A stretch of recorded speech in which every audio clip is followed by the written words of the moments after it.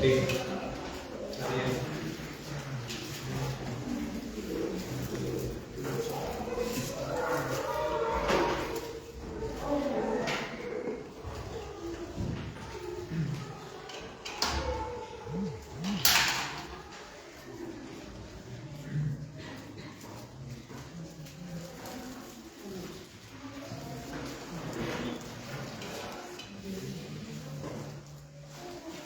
Vamos a empezar la grabación con la ayuda de Dios.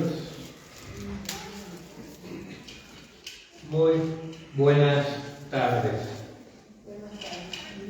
En este día, 5 de febrero de 2023, nos gozamos y nos alegramos en el Señor por la inmensa oportunidad, por el inmenso gozo de estar reunidos con el único propósito de glorificar el nombre de nuestro Dios, exaltar el nombre de Jesucristo, su obra perfecta, su muerte y su resurrección y su próxima venida.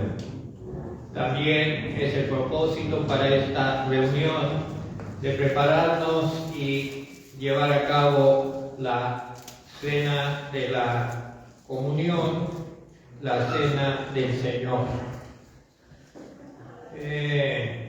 Preparemos nuestro corazón con una oración y dispongamos nuestro espíritu, dejando a un lado todo aquello que puede estorbar lo que la palabra del Señor tenga por propósito hacer en nuestra vida. Bendito Dios y Padre, esta tarde estamos gozosos porque si bien muchos pasean, muchos van de aquí para allá, pero nosotros hemos decidido reunirnos alrededor de la mesa del Señor, alrededor de la palabra de Dios, de la comunión entre nosotros, pueblo de Dios, y buscando el rostro del Señor y llenándonos de esperanza por medio del Espíritu Santo de aquello que el Señor tiene reservado para cada uno de nosotros y para nuestras familias y para todo el pueblo de Dios en todo lugar. Somos también una parte de ese cuerpo hermoso, ganado por la sangre de Cristo, cuya cabeza es el mismo Señor Jesucristo, y el Espíritu Santo nos ministra en este tiempo en tanto que Él venga. Oramos por todas las iglesias que tienen como propósito exaltar la cruz de Cristo, su poderosa resurrección y su próxima venida. Gracias, Señor, porque somos tu pueblo, somos tu pueblo y estamos unidos alrededor de tu palabra y de tu pacto. En el nombre de Jesús, reina sobre nuestros corazones, ministranos, Señor. Necesitamos mucho de tu ministración a través del Espíritu Santo, a través del testimonio de Jesús y del amor de Dios. Gracias, Señor. En el nombre de Jesús. Amén. El título para este mensaje del día de hoy le hemos llamado Las antorchas de Dios. Las antorchas de Dios. Si quieren, los que anotan en su cuaderno, pues ese es el título para el mensaje. Y he decidido que empecemos con una lectura de Proverbios. Proverbios 3, del 1 al 26. Dice así: Hijo mío, no te olvides de mi ley, y tu corazón guarde mis mandamientos, porque largura de días y años de vida y paz te aumentarán. Nunca se aparten de ti la misericordia y la verdad. Átalas a tu cuello, escríbelas en la tabla de tu corazón, y hallarás gracia y buena opinión ante los ojos de Dios y de los hombres. Fíate de Jehová con todo tu corazón, y no te apoyes en tu propia prudencia. Reconócelo en todos tus caminos, y Él enderezará tus veredas. No seas sabio en tu propia opinión. Teme a Jehová y apártate del mal, porque será medicina a tu cuerpo y refrigerio para tus huesos. Honra a Jehová con tus bienes y con las primicias de todos tus frutos. Y serán llenos tus graneros con abundancia, y tus lagares rebosarán de mosto. No menosprecies, hijo mío, el castigo de Jehová, ni te fatigues de su corrección. Porque Jehová al que ama castiga, y como el Padre al Hijo a quien quiere. Bienaventurado el hombre que halla la sabiduría y que obtiene la inteligencia, porque su ganancia es mejor que la ganancia de la plata, y sus frutos más que el oro fino. Más preciosa es que las piedras preciosas, y todo lo que puedes desear no se puede comparar a ella. Largura de días está en su mano derecha, y en su izquierda riquezas y honra. Sus caminos son caminos deleitosos, y todas sus veredas paz. Ella es árbol de vida a los que de ella echan mano, y bienaventurados son los que la retienen. Jehová con sabiduría fundó la tierra, afirmó los cielos con inteligencia. Con su ciencia los abismos fueron divididos, y destilan rocío los cielos.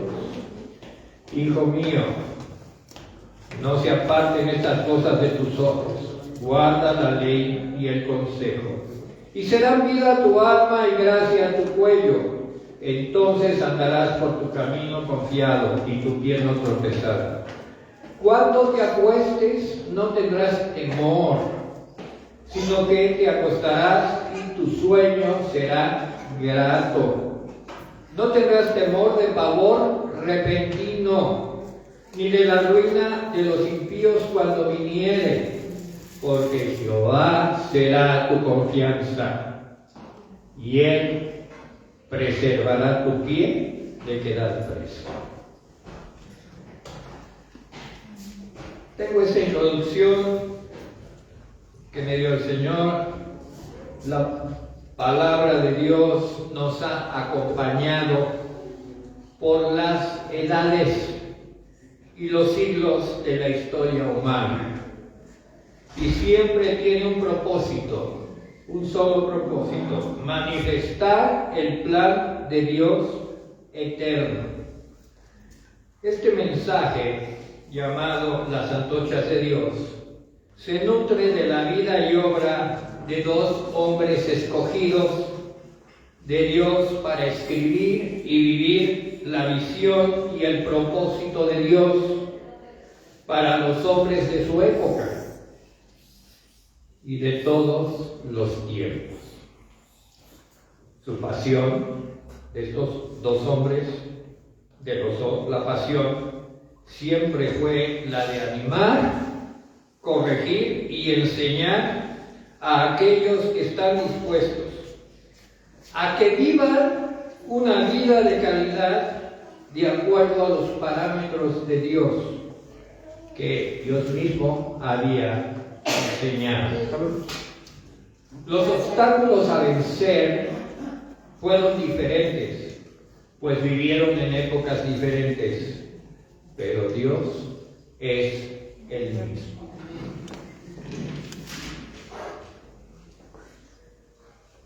El primer hombre de estos dos hombres escogidos como antorchas, y no son los únicos, desde luego, en la Biblia, pero sí son los que vamos a analizar en este mensaje del día de hoy, forma parte de los profetas mayores.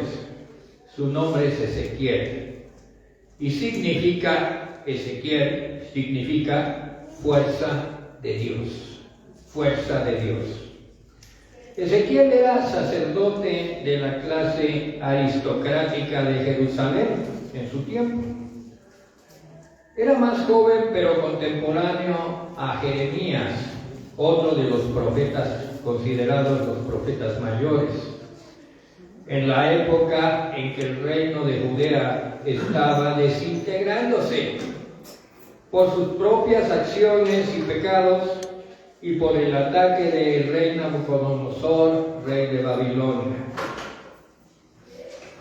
El ministerio de Ezequiel surge en la primera deportación que incluyó al rey Joaquín y personas dentro de las cuales estaba el profeta.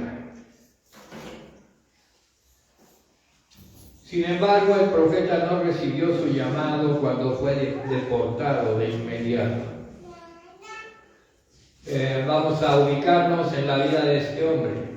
Provenía de la clase aristocrática, era sacerdote, por lo tanto venía de la tribu adecuada, la tribu de Leví, y tenía todas las prerrogativas del sacerdocio. Y resulta que llega un rey pagano, empieza a atacar el reino, y aunque en esa ocasión no hubo destrucción física del templo, pero sí empezó el rey Nabucodonosor a hacer una serie de deportaciones. Tomó prisioneros, para empezar, al rey de Judá, Joaquín, y a las personas más insignes del reino, y los deportó a las orillas de un río, el río Quebar, cerca de Babilonia, para que dejaran de ser una influencia y el reino de Judá pudiera ser manejado por los babilonios. No sucedía esto. La sociedad en el reino de Judá y los mismos judíos deportados no estaban entendiendo los propósitos de Dios y estaban verdaderamente indignados contra Dios porque había permitido que esto sucediera. En este ambiente tan difícil, ¿verdad? Unos deportados viviendo allá en las orillas de un río y otros todavía viviendo en Jerusalén y en Judea, se da el nacimiento del ministerio de Ezequiel. Y el nacimiento del ministerio de Ezequiel es algo muy poderoso. Dios había visto en este hombre, Ezequiel, un hombre especial, porque escoge siempre el Señor de acuerdo a su corazón a los hombres, y aunque había muchos de la misma clase sacerdotal, pues escogió a Ezequiel. ¿Por qué? Porque Dios es soberano. Ezequiel recibió el llamado. No vamos a leer todo el libro. Es un libro muy hermoso, aunque difícil de entender. Hay muchas revelaciones, muchas visiones, y todas ellas tienen como trasfondo y como parte principal la gloria de Dios. Ezequiel pudo ver, como pocos hombres, las teofanías y la gloria de Dios al alcance de sus ojos, al alcance de sus sentidos naturales. Esto es algo muy especial y Dios escoge a las personas a las cuales se les manifiesta de esta manera tan intensa. Vamos a la palabra de Dios, es la que nos va a ubicar. Puedo decir que la leyenda histórica, y aquí quizás vaya yo a echar a perder la historia, pero no es así. La leyenda histórica dice que Ezequiel murió a manos de las mismas personas a las que exhortó. Entonces dice uno, pues el propósito de Dios, ¿cuál era? De mostrar la gloria a un hombre, llamarlo a que profetice sobre un pueblo que es rebelde, que es de corazón duro, y que finalmente este pueblo rebelde de corazón duro iba a liquidarlo, iba a disponer de su vida. Pero Dios no nada más ve el momento, sino ve la profundidad histórica. Y estaba pensando en nosotros que tantos años después, estamos hablando de casi 600 años antes de Cristo, vivió Ezequiel. La primera deportación fue en el 597 antes de Cristo, o sea, 600 años antes de que viniera el Señor Jesucristo. La destrucción de Jerusalén, que fue la segunda deportación, fue 10, 12 años después. Sin embargo, las enseñanzas que vamos a recibir del ministerio del profeta Ezequiel son extraordinarias. Miren, el llamamiento de Ezequiel capítulo 2, Ezequiel capítulo 2. Y me dijo, esta fue literalmente una revelación directa de Dios que se dirigió solamente a Ezequiel. Hijo de hombre, ponte sobre tus pies y hablaré contigo. Y luego me habló, entró el Espíritu en mí y me afirmó sobre mis pies y oí al que me hablaba. Y me dijo, hijo de hombre, yo te envío a los hijos de Israel, a gentes rebeldes que se rebelaron contra mí. Ellos y sus padres se han rebelado contra mí hasta este mismo día. Yo pues te envío a hijos de duro rostro, de empedernido corazón, o sea, de corazón de piedra. Y les dirás, así ha dicho el Señor. ¿Acaso ellos escuchen? Pero si no escucharen, porque son una casa rebelde, siempre conocerán que hubo profeta entre ellos. Y yo me detengo aquí porque muchas veces el Señor nos pide hacer declaraciones fuertes, que no gustan, que no son populares, pero que vienen de Dios. Y si Dios siempre dirá, si no escuchan, siempre sabrán que hubo profeta entre ellos. De ese calibre era el profeta Ezequiel. Versículo 6. Y tú, hijo de hombre, no les temas. No les temas. Ni tengas miedo de sus palabras. Aunque te hallas entre zarzas y espinos y moras con escorpiones, no tengas miedo de sus palabras, ni temas delante de ellos, porque son casa rebelde.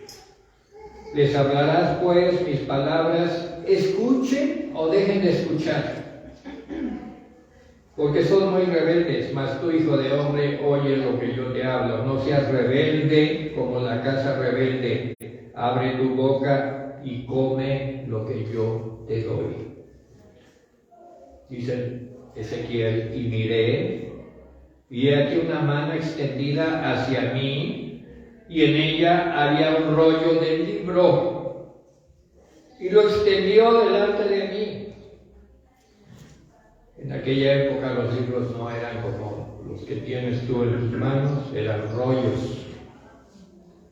Y allí había escrito.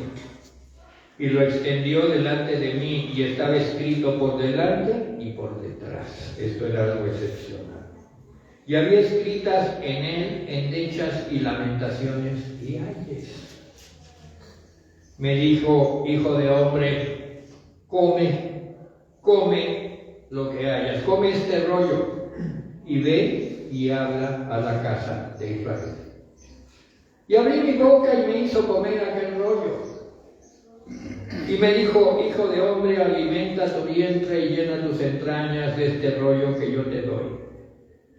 Y lo comí, y fue en mi boca dulce como la miel. Luego me dijo: hijo de hombre, ve y entra a la casa de Israel y habla a ellos con mis palabras. Porque no eres enviado a pueblo de habla profunda ni de lengua difícil, sino a la casa de Israel. No a muchos pueblos de habla profunda, ni de lengua difícil cuyas palabras no entiendas, y si a ellos te enviara, ellos te oirían. Mas la casa de Israel no te querrán oír, porque no me quieren oír a mí, porque toda la casa de Israel es dura de frente y obstinada de corazón. He aquí yo he hecho tu rostro fuerte contra los rostros de ellos, y tu frente fuerte contra la frente de ellos. Como diamante, más fuerte que pedernal, he hecho tu frente. No los temas, ni tengas miedo delante de ellos, porque son casa rebelde. Y me dijo: hijo de hombre, toma en tu corazón todas mis palabras que yo te hablaré, y oye con tus oídos. Y ve y entra a los cautivos, a los hijos de tu pueblo, y háblales, y diles: así ha dicho Jehová el Señor, escuchen o dejen de escuchar. Y me levantó el espíritu, y oí delante de mí una gran voz de estruendo que decía: bendita sea la gloria de Jehová desde su lugar. Oí también el sonido de las alas de los seres vivientes que se juntaban la una con la otra, y el sonido de las ruedas delante de ellos, el sonido de un gran estruendo. Me levantó pues el espíritu y me tomó, y fui en amargura, en la imitación de mi espíritu, pero la mano de Jehová era fuerte sobre mí. Y vine a los cautivos en Tel Aviv, que moraban junto al río Quebar, y me senté donde ellos estaban sentados, y allí permanecí 7 días atónito entre ellos. Vamos a pasar al capítulo 18. Es la palabra que el Señor me ha dado para que la discernamos, pero ya estamos en el contexto.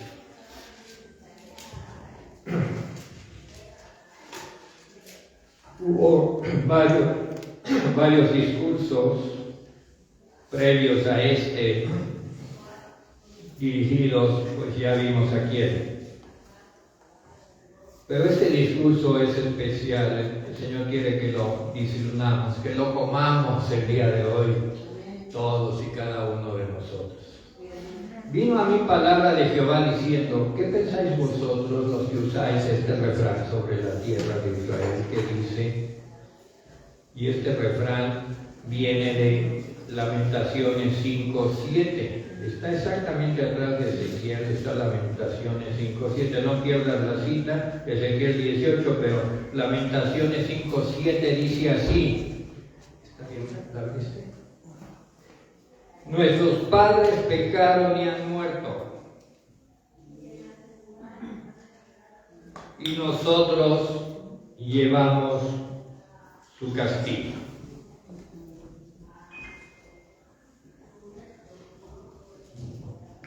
Aparentemente, en la palabra de Dios, pues hay dichos. Esta es la oración del pueblo afligido, escrita por Jeremías, y el sentir del pueblo cuando vio destruida Jerusalén, pues era de una tremenda culpa,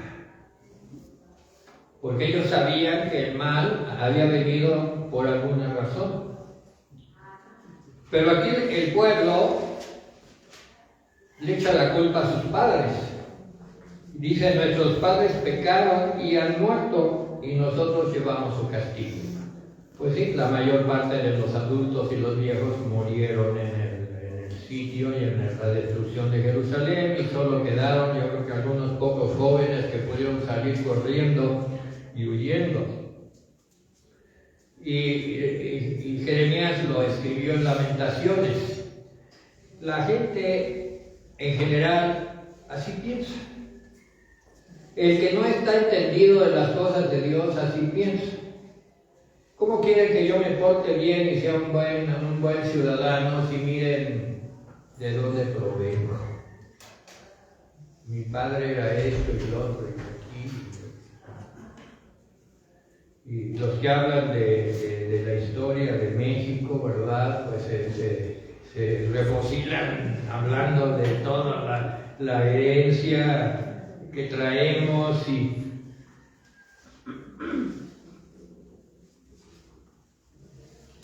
el mensaje tiene que ver con eso. ¿Qué pensáis vosotros, dice el Señor,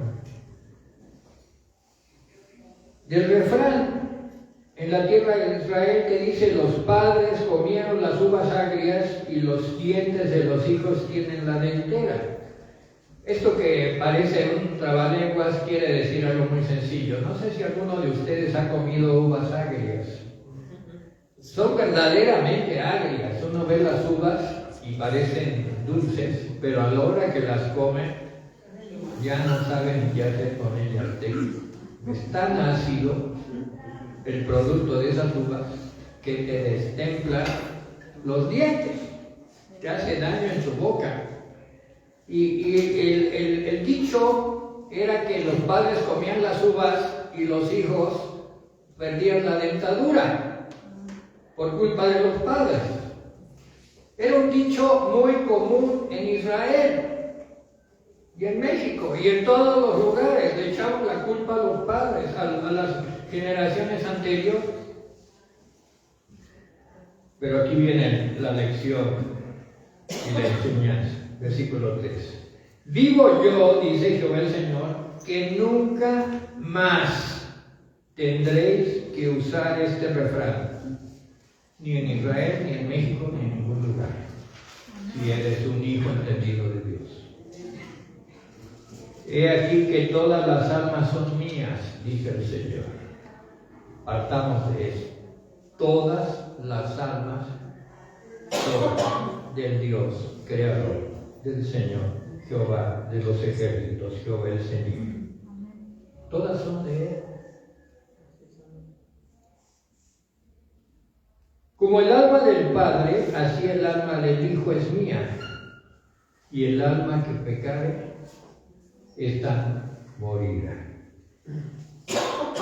Y me llamó mucho la atención que mi hermanita, que presentó la introducción, mencionó Romanos, donde habla del alma que pecare, esta morirá, ¿verdad? Pero en Cristo tenemos salvación.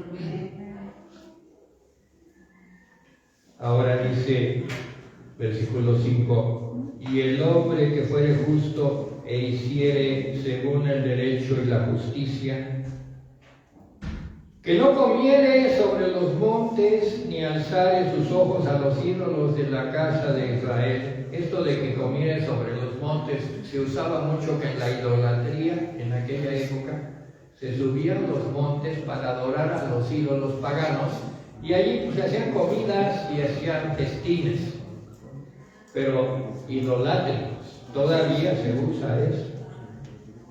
Si tú subes a la cumbre del Iztaccíhuatl, el del Popo no, porque pues está echando, pero del Iztaccíhuatl y de montes altos vas a encontrar santuarios idolátricos y restos de festines, hasta de sacrificios en los montes. Por eso dice el Salmo: alzaré mis ojos a los montes, en una actitud de idólatras, porque los idólatras eran los que miraban hacia los montes en busca de la provisión. Y dice el verdadero creyente: ¿de dónde vendrá mi socorro? Mi socorro viene de Jehová, que hizo no solo los montes, que hizo los cielos y la tierra. Amén. Y dice, el hombre que no comiere sobre los montes, ni alzare sus ojos a los ídolos de la casa de Israel, ni violare la mujer de su prójimo, ni se llegare a la mujer menstruosa, ni oprimiere a ninguno. Habla de los pecados sexuales también. Ni oprimiere a ninguno.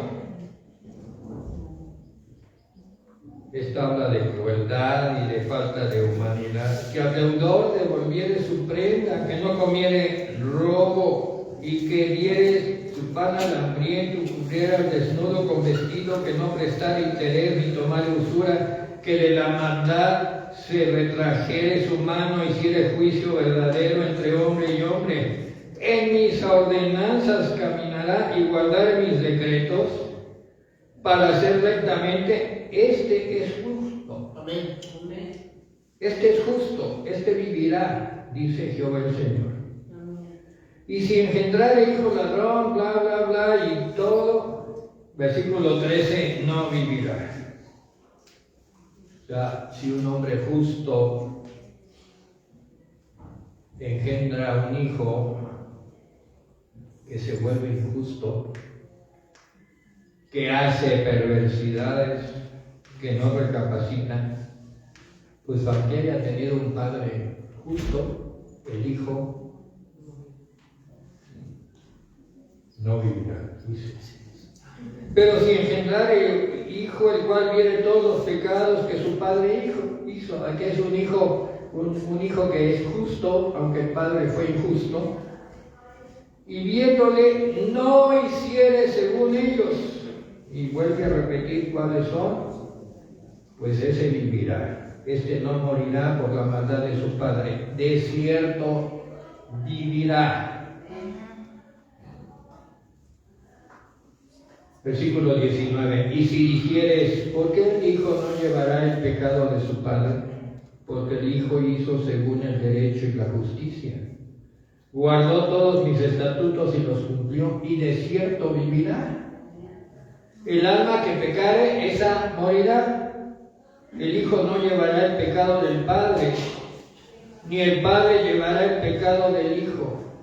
La justicia del justo será sobre él, y la impiedad del impío será sobre él.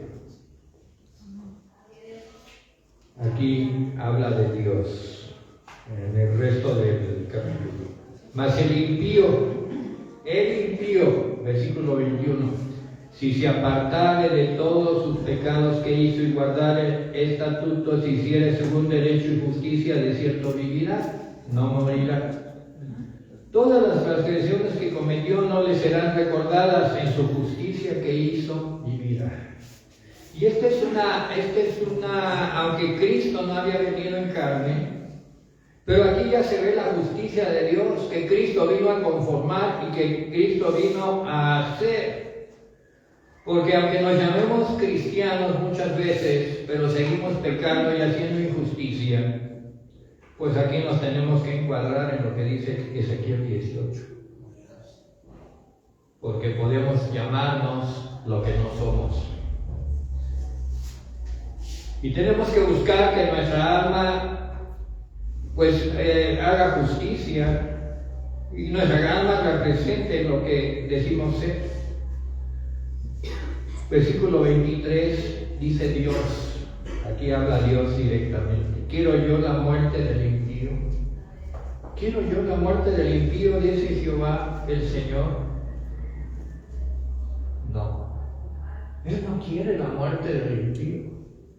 Lo dice claramente. Vivirá, vivirá, si se apartare de sus caminos. Dios no quiere que muera el impío. Dios no quiere la destrucción del impío. Dios quiere que viva.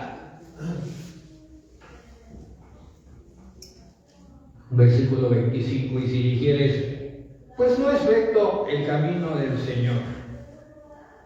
Hay muchos que dicen, pues no sé a qué Dios te encomiendas tú, pero ese Dios que tú sigues no es un Dios bueno, no es un Dios recto. No sé si te han dicho alguna vez eso, Porque, a ver, esto, y sacan, ya los argumentos ya están prefabricados para ir en contra del Dios de la vida. Hizo y haciendo según el derecho y la justicia hará vivir su alma. Porque miró y se apartó de todas tus transgresiones que había cometido. Un día reflexionó y sintió que Dios le estaba hablando porque Dios no quería que muriera. Porque Dios no quiere que el impío muera, lo acaba de decir. Y este hombre decidió apartarse de las transgresiones que había cometido. Y yo quiero decirte que todavía aquí faltaban 600 y tantos años para que el Hijo de Dios viniera a morir por nuestros pecados.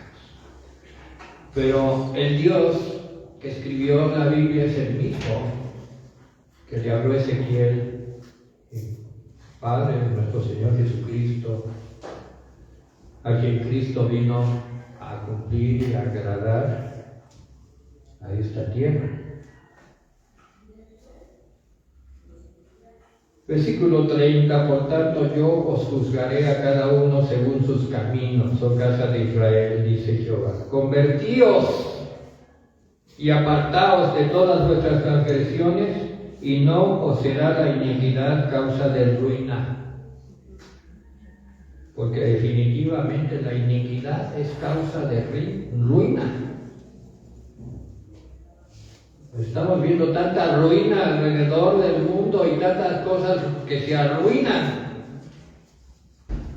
Y aquí dice claramente, la iniquidad es causa de ruina. Echad de vosotras todas vuestras transgresiones con que habéis pecado, y haceos un corazón nuevo, un espíritu nuevo. ¿Por qué moriréis, oh casa de Israel? Porque no quiero la muerte del que muere, dice Jehová el Señor. Convertíos pues y viviréis.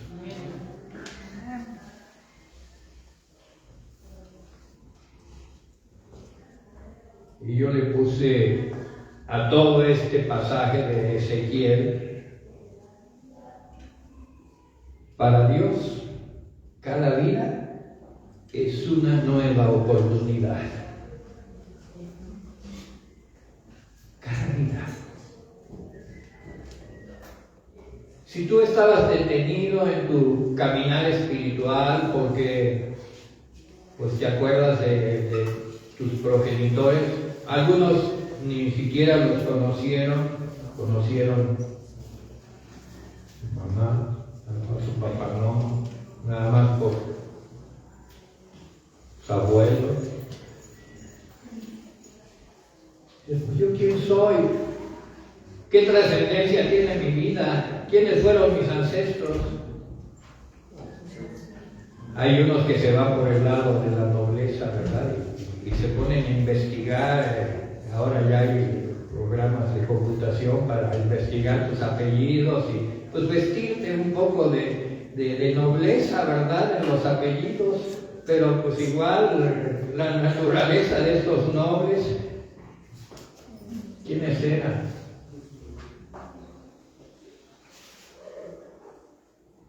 Tu vida empezó cuando tú naciste. Porque todas las almas, dice aquí, son del Señor. Todas. No hay alma que pueda decir, esta no es de Dios, esta no. Las contamina el maligno, pero el maligno no produce, no genera almas. Las ataca, las destruye, pero el que las hace, las crea. El único Dios creador es Jehová, Dios Todopoderoso, Padre de nuestro Señor Jesucristo. La pregunta es, ¿seguiremos diciendo que los padres comen las uvas agrias y a los hijos se les echa a perder los dientes? No. El Señor dice, no más. Yo te estoy hablando a ti, dice el Señor. Porque estás en el centro de mi corazón, estás en el centro de mi amor. Y no quiero que mueras, quiero que vivas. Arrepiéntete y busca al Señor. Esta es la primera antorcha. Y la otra antorcha me la dio el Señor en Primera de Juan, el Nuevo Testamento.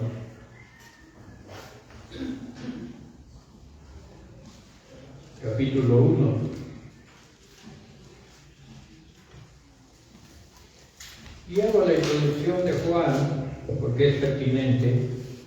Juan, el evangelista, lo podemos estudiar en dos etapas.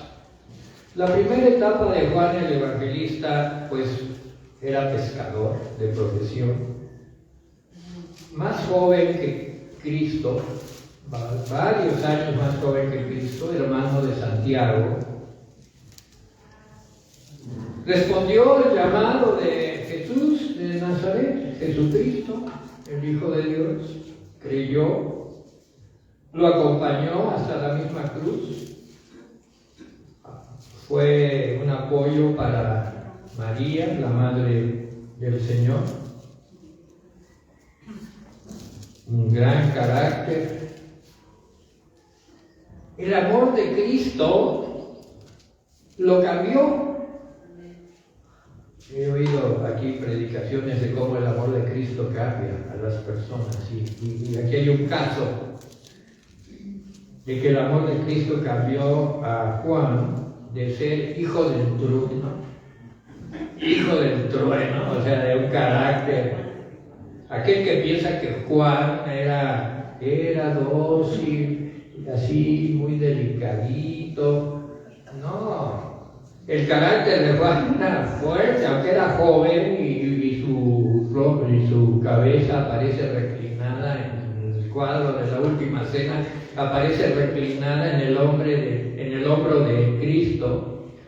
Pues eso fue una visión del pintor, pero no sabemos cómo fue esa cena, no la podemos representar más que espiritualmente, y sabemos que él tenía un carácter fuerte, pero el amor de Cristo lo cambió hasta que le llamamos el apóstol del amor.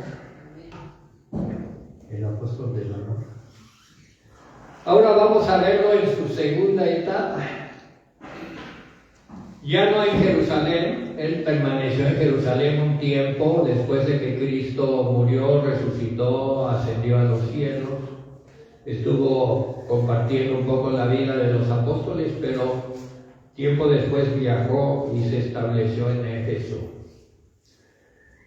Y su vida en Éfeso pues fue una vida de mucho trabajo, porque si bien era el apóstol del amor, también era un implacable luchador en la iglesia contra las herejías dentro de la iglesia. Porque ustedes me dirán cómo es posible que en Éfeso, si Pablo había ido en el año 55 y llega Juan por ahí en el año 70, 60, y se establece allí, pues debió de haber encontrado una iglesia pues muy pura. Pablo la había establecido, pues no, ya había entrado a esa iglesia de Éfeso mucha contaminación, y si no hay apóstoles de la verdad, del amor en la verdad, del amor a la verdad, porque pues todos quisieran el apóstol del amor para todos, ¿verdad? Cristo te ama, Cristo te ama, Cristo te ama, no te preocupes, el Señor se va a ocupar de ti, el Señor te tiene en su corazón, tú sigue como vas y nada más, pues acuérdate de vez en cuando de venir a la iglesia y te va a ir bien. Pero ese es un amor el peor amor que uno puede predicar, porque no es verdad. El verdadero amor, ya lo dijo Ezequiel, arrepiéntete para que no mueras. Porque el alma que pecare, esa morirá. Y sigue siendo verdad, de la época de Ezequiel, 600 años, súmale 100 al tiempo que está viviendo Juan, 700 años, y sigue siendo verdad, el alma que pecare, y súmale 1700, 1300, 400 años más, y estamos en esta época, y el alma que pecare, esa morirá. Dios no quiere que mueras, arrepiéntete. La herejía más fuerte que había entrado a Éfeso era la herejía del gnosticismo. Esa era una palabra muy elegante, hasta podríamos decir, no, pues yo me gustaría ser de los gnósticos. Hasta muchos cristianos se fueron en ese engaño. Voy a decir 8 características del gnosticismo.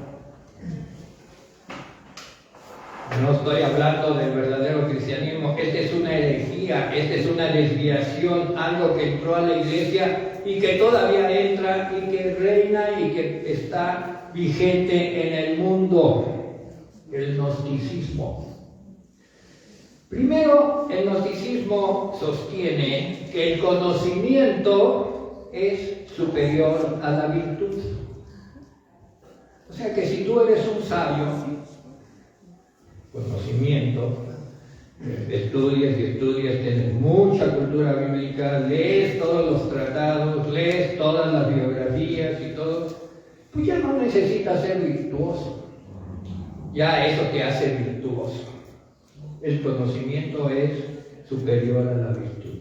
Hay grupos, no voy a mencionarlos por nombre, que basan sus estatutos y hay varios niveles, ¿verdad? Y tú entras a uno de esos grupos y por el conocimiento que vas adquiriendo, pues te van dando el grado hasta llegar a los grados más altos, pero no necesariamente eres un virtuoso, eres un hombre sabio. Y dicen que Jesús era un hombre sabio, las gentes que sostienen este tipo de gnosticismo. Nada más que era un hombre superior, un hombre sabio. El gnosticismo enseña que la escritura, la Biblia, pues no es para tomarla literal, que más bien hay que encontrarle significado, enseñanzas, que tiene cosas que, bueno, por aquí y por allá, pero no la tomes literal, que si Dios dice que el alma que pecare morirá, pues a lo mejor es una figuración, no es algo literal. Bueno, estás arriesgando tu vida, ¿verdad? Si no lo crees.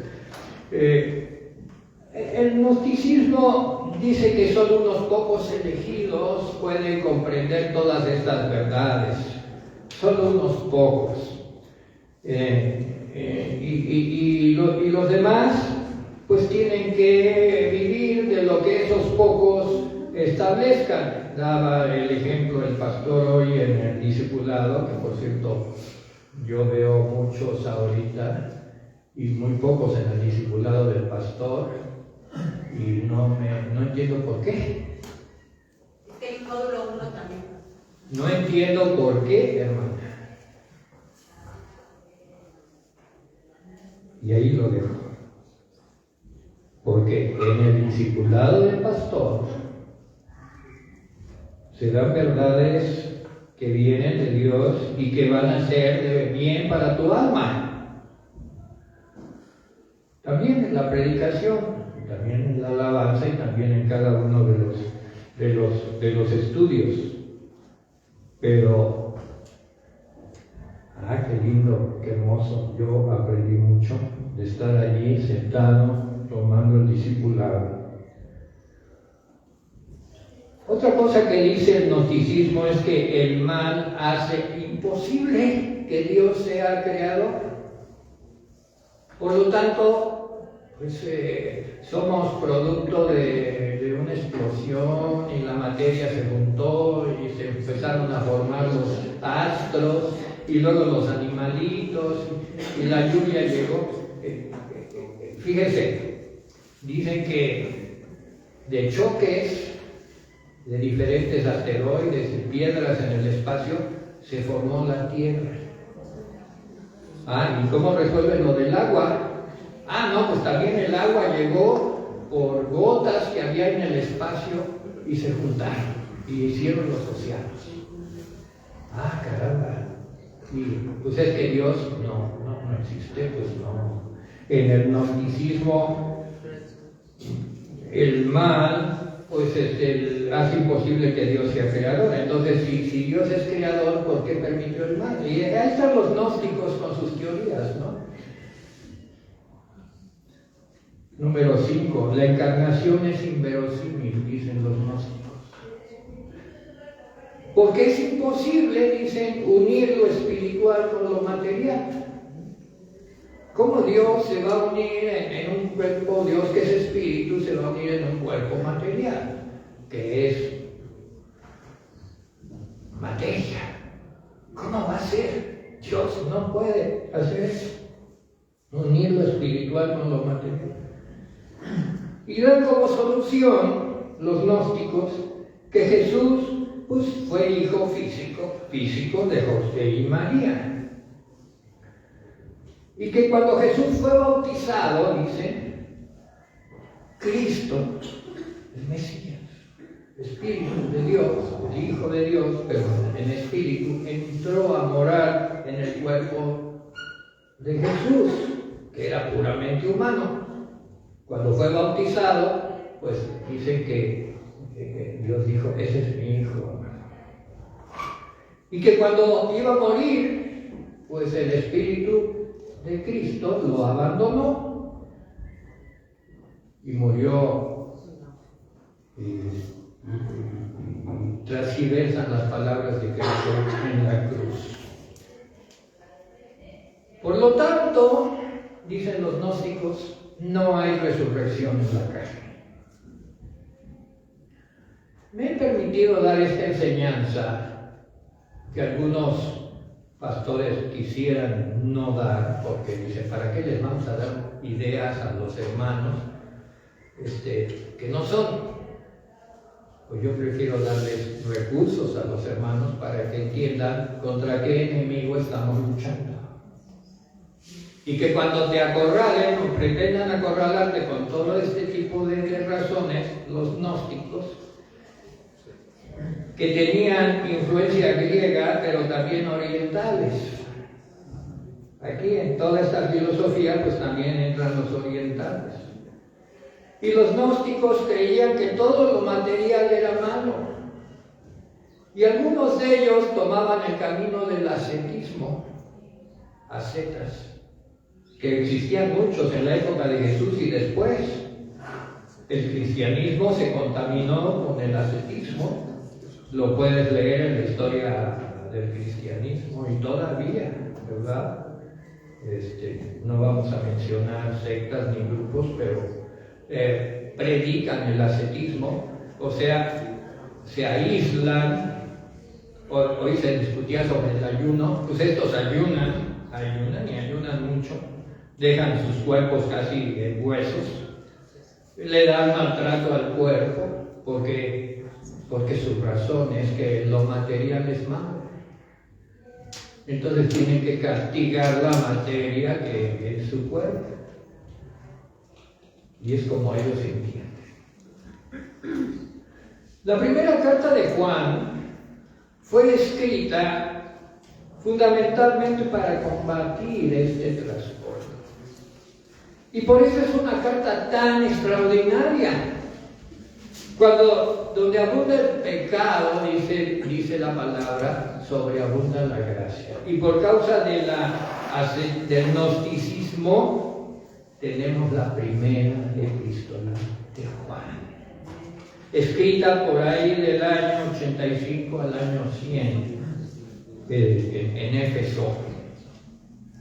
Y voy a leer solamente el capítulo 1, que es fundamental, y el capítulo 3, por obvio de tiempo. Y yo sé que esto está siendo algo muy positivo para nuestra vida. Y así lo declaro. Y que el Señor nos está hablando por razones que nuestra mente entiende. Y que saldremos de aquí fortalecidos en nuestra fe.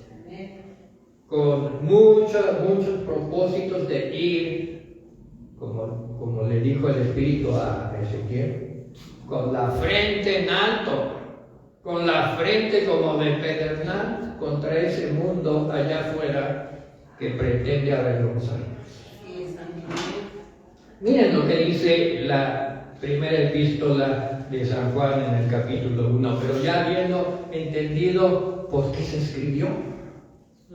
Dice, lo que era desde el principio, lo que hemos oído, lo que hemos visto con nuestros ojos, lo que hemos contemplado y palpado nuestras manos tocante al verbo de vida.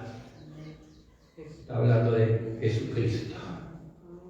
Dice, yo lo vi, yo anduve con Él, yo lo contemplé, yo lo toqué.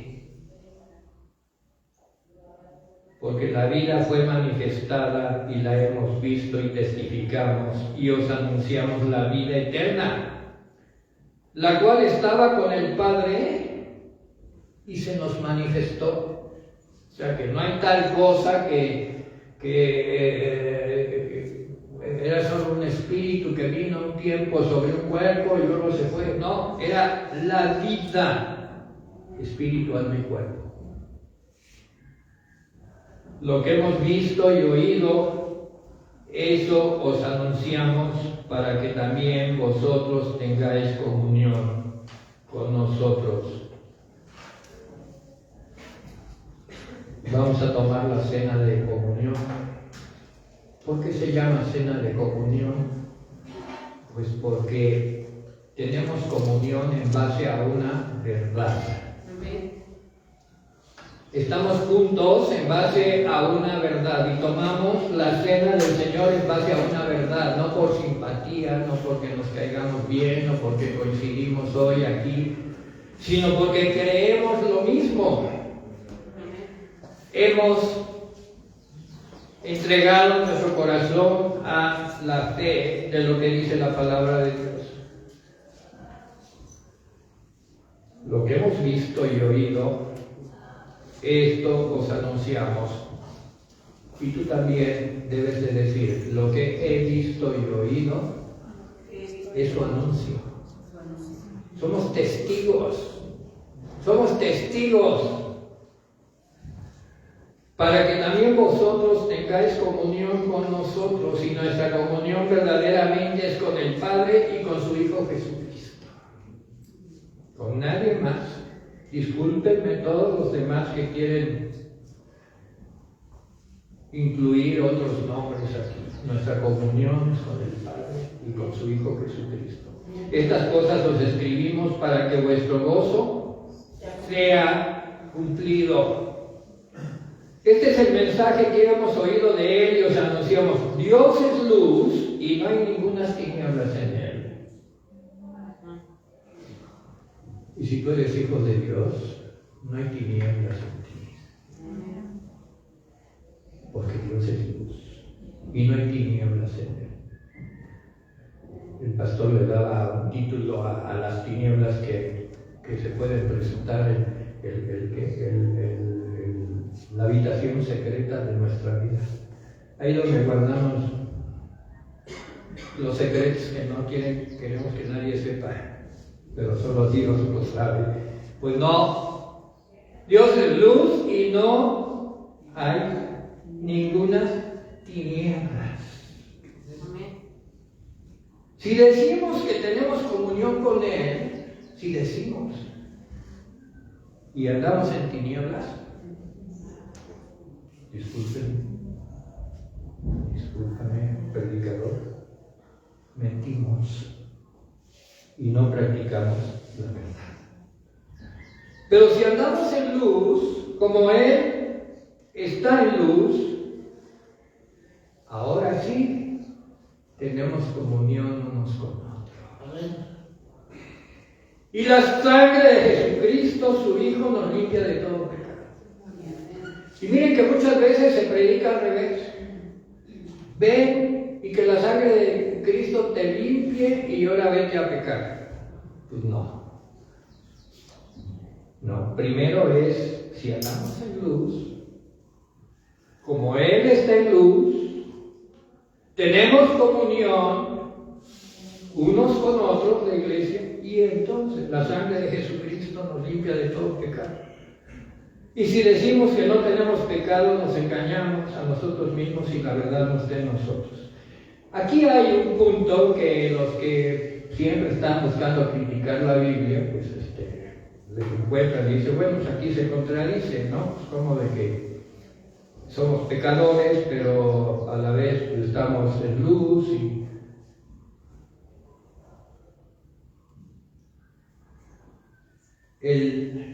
decíamos hoy en el estudio, y vuelvo al estudio del pastor, se presentan casos muy interesantes, y se presentan casos de personas que pues, son gnósticos o tienen sus propias ideas de adoración a quien tú quieras, y están muy seguros y no quieren venir a la iglesia y no quieren arrepentirse de nada, ni está en sus planes arrepentirse.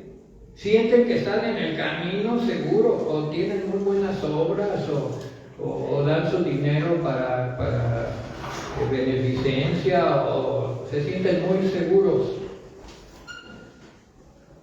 Esos no necesitan de Dios, y Dios tampoco los toma en cuenta. Tome en cuenta aquellos que sabemos que la posible presencia del pecado está allí latente y que necesitamos estar alertas para que no manche nuestra vida. Porque lo que quiere el enemigo, el adversario, es manchar la vida de los hijos de Dios. Entonces, Juan dice, si confesamos nuestros pecados, hay perdón. Él es fiel y justo y nos limpia. Esa es nuestra actitud. Empieza. Y saber que vivimos en un mundo malo. Pero Él nos quiere limpios y Él hará todo para mantenernos limpios. Es una actitud doble, humilde del creyente y cuidadosa de nuestro Dios. Vamos a capítulo 3. Mirad cuál amor nos ha dado el Padre para que seamos llamados hijos de Dios. Por esto el mundo no nos conoce, porque no lo conoció a Él. Amados, ahora somos hijos de Dios y aún no se ha manifestado lo que hemos de ser. Pero sabemos que cuando Él se manifieste seremos semejantes a Él, porque le veremos tal como Él es. Y muchos vienen y critican y dicen, estás diciendo que tú vas a ser como Dios. Podría interpretarse, ¿verdad? Porque cuando Él se manifieste seremos semejantes a Él, ¿no? Blasfemo. ¿Cómo vas a ser como Dios? Es que la palabra es clara. Seremos semejantes a Él porque le veremos como Él es. No está queriendo decir que seremos Él, que seremos Dios, no. Para poder ver a Dios, para poder recibir su gloria y su bondad, pues tenemos que tener una semejanza con Él. Dios no se manifiesta a los oscuros, a los rebeldes. Ya lo vimos con Ezequiel. Por eso esta palabra viene primero Ezequiel y después San Juan. Y es el mismo Dios. El Dios que quiere que vivamos y que no muramos.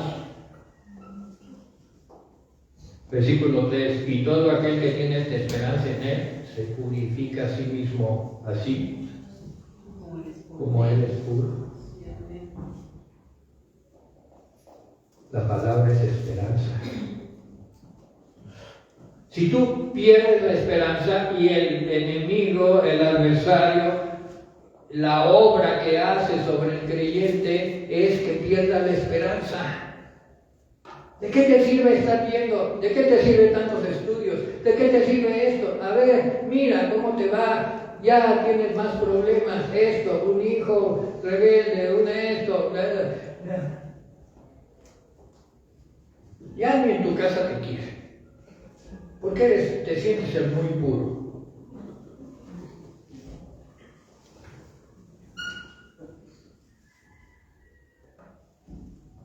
Versículo 4. Todo aquel que comete pecado inflige también la ley, pues el pecado es infracción. Y sabed que Él apareció para quitar nuestros pecados y no hay pecado en Él.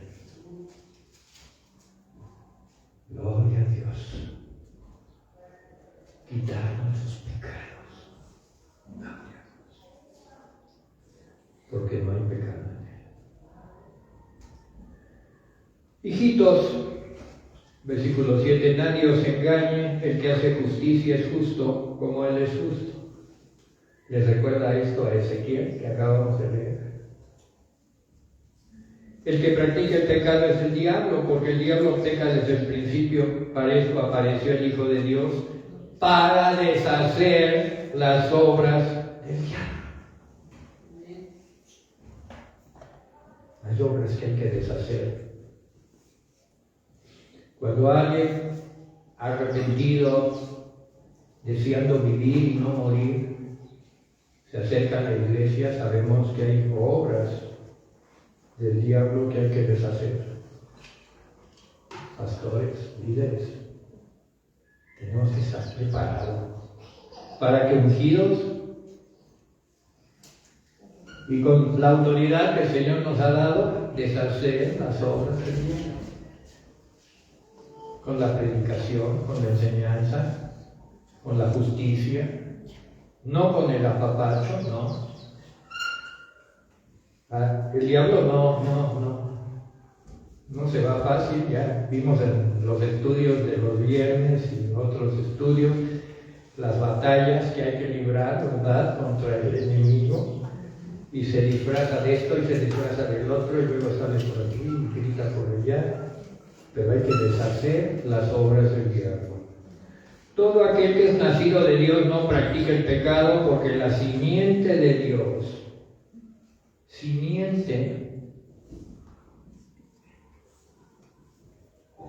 y aquí regresamos a Ezequiel, que dice, tu simiente humana no es la que te va a gobernar.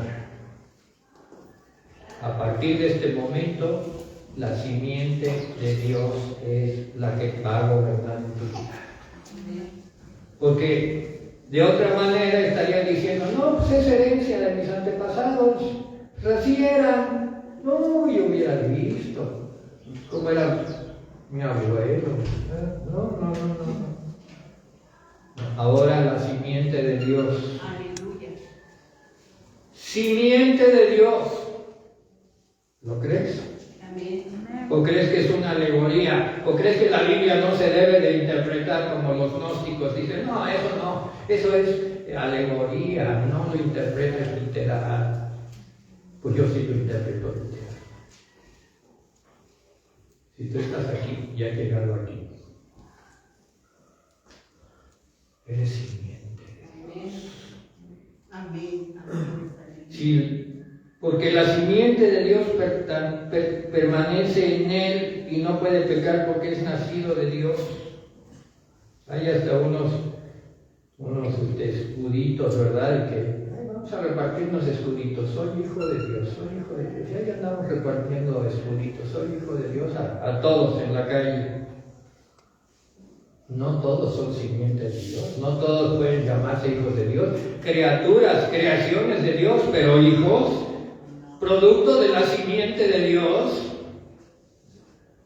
En esto se manifiestan los hijos de Dios y los hijos del diablo.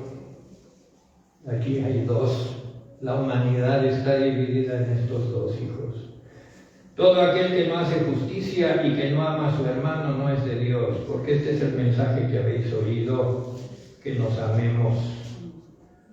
Caín, que era del maligno, mató a su hermano. ¿Y por qué causa lo mató? Sus obras eran malas, las de su hermano buenas. Hermanos míos, no os extrañéis si el mundo os aborrece.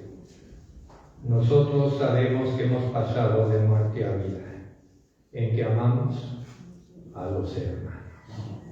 El que no ama a su hermano permanece en muerte.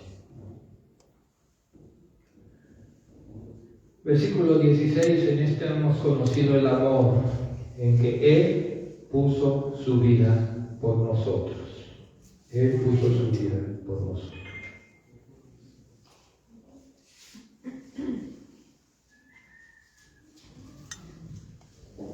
Y dice la palabra de Dios.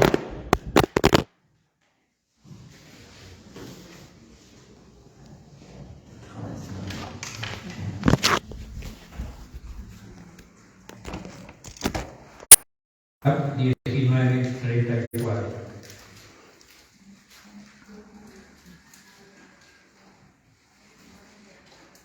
Porque dice que lo que da testimonio de que Jesús es lo que decía ser, es el Espíritu, el agua y la sangre. Dice Juan 19:34, dice, estando Jesús que ha muerto en la cruz, uno de los soldados le abrió el costado con una lanza y al instante salió sangre y agua. Y el que lo vio da testimonio, y su testimonio es verdadero. Él sabe que dice verdad, para que vosotros también creáis. Porque estas cosas sucedieron para que se cumpliese la Escritura: no será quebrado hueso suyo. Y también otra Escritura: mirarán al que traspasar. Del costado del Señor, allá en la cruz, salió agua y sangre. El Espíritu da testimonio de esto. En el cielo los que dan testimonio es el Padre, el Hijo y el Espíritu. Jesús es quien dijo ser. Todas estas teorías están echadas por tierra en base a la palabra de Dios. Él hizo lo que vino a hacer. Y no hay ninguna situación de engaño. Puedes creer y depositar tu fe y tu confianza. Tengamos comunión unos con otros, como dice la Escritura, porque creemos lo mismo. Hemos puesto nuestra fe en los mismos principios y eso nos hace acreedores a la comunión de unos con otros. Koinonia. Vamos a orar, que el Señor prepare nuestro corazón para tomar la cena del Señor. Bendito Dios, prepara nuestro corazón. Probadme ahora, dice el Señor. Probadme. Y también pruébate a ti mismo. Y discierne la cena que vas a tomar. Es un pacto. Estás renovando el pacto que has hecho con el Señor y el Señor contigo. Gracias, Señor, porque tú eres verdadero, nos das confianza, tenemos los argumentos para salir y ir al mundo y testificar que tú eres el Señor. Tú eres el Señor. Eres quien dijiste ser. Te amamos, te respetamos, agradecemos al Padre y al Espíritu Santo todo su mover en nuestra vida. Y bendecimos y oramos por todos aquellos que están oyendo esta predicación. Que llegue a su corazón, que tomen una decisión de vida y no de muerte, decisión de plenitud y no de ruina. Vengan al Señor, vengan al Señor, entreguen su esperanza a Él, no les va a defraudar. Muchas gracias, Padre, porque tú estás entre nosotros. Y el Señor